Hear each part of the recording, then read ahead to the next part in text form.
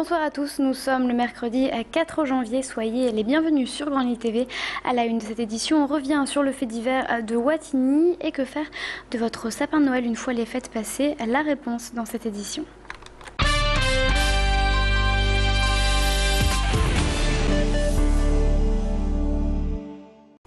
Mais pour commencer, on revient sur cette fusillade qui s'est déroulée aux alentours de 11 h ce matin, boulevard de Fourmies à Roubaix. Un jeune homme propriétaire d'une pizzeria aurait été gravement blessé.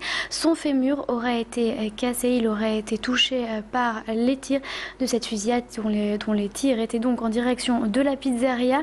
La police qui privilégie un règlement de compte a par ailleurs ouvert une enquête. On en reparlera dans nos prochaines éditions.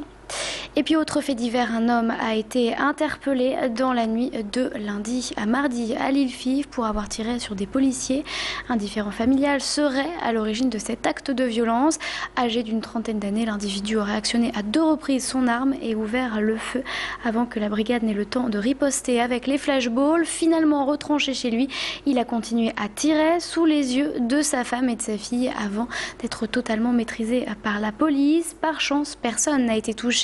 L'homme a été déféré devant le parquet et risque d'être poursuivi pour tentative d'homicide.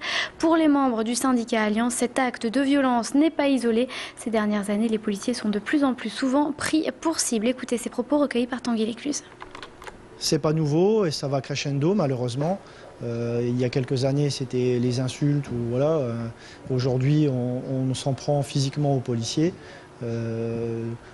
Sur les récentes manifestations de violence urbaine, on a constaté des tirs, des actions violentes contre les policiers. Et là, au jour le jour, les policiers doivent maintenant faire extrêmement attention lorsqu'ils interviennent parce qu'ils peuvent avoir affaire à des gens qui n'hésitent pas à s'en prendre à eux. Et puis l'enquête se poursuit autour de l'homicide de Wattignies. L'autopsie a confirmé l'hypothèse de la noyade pour l'homme d'une quarantaine d'années retrouvé mort dans une baignoire au domicile de sa mère samedi soir. Des examens complémentaires devraient par ailleurs être réalisés pour vérifier sa toxicologie. La mère de la victime, qui avait dans un premier temps avoué le meurtre avant de se rétracter, a été mise en examen pour homicide volontaire et placée sous contrôle judiciaire. Selon le parquet, les conflits étaient nombreux entre la mère et le fils et avait déjà donné lieu à plusieurs mains courantes.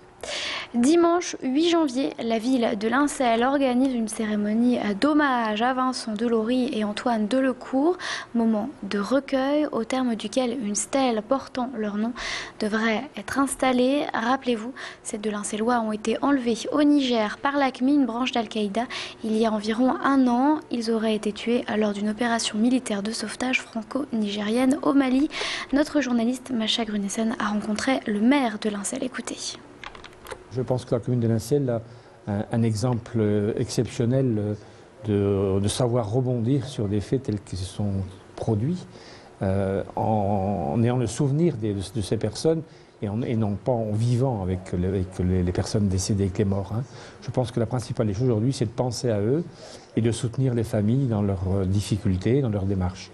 C'est à quoi on s'engage régulièrement, sans provoquer quand même de rencontres autres que celles nécessaires pour faire avancer les choses.